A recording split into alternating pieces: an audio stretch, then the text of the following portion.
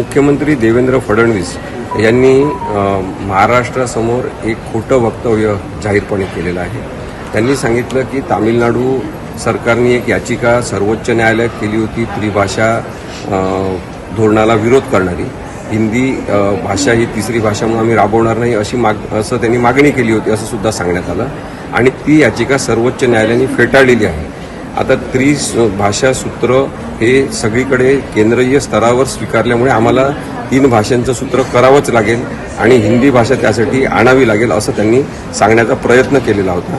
तो पूर्णपणे खोटारडेपणा आहे आणि त्यामुळे त्यांनी असं खोटं वक्तव्य करून महाराष्ट्राची दिशाभूल करू नये, मराठी जनांचा अपमान करू नये आणि त्यांनी जे खोटारडं वक्तव्य केलेलं आहे त्याचा आपण विचार केल्यास त्यांना राज्यपालांनी जी संविधानिक शपथ दिलेली आहे त्या शपथेचा सुद्धा तो भंग ठरतो आणि म्हणून त्यांनी महाराष्ट्राच्या लोकांची माफी मागितली पाहिजे आणि भाषा ज्या आहेत त्या जोडणाऱ्या असल्या पाहिजे। तोडण्यासाठी आणि राजकारणासाठी भाषांचा वापर करणं अत्यंत चुकीचं ठरू शकते।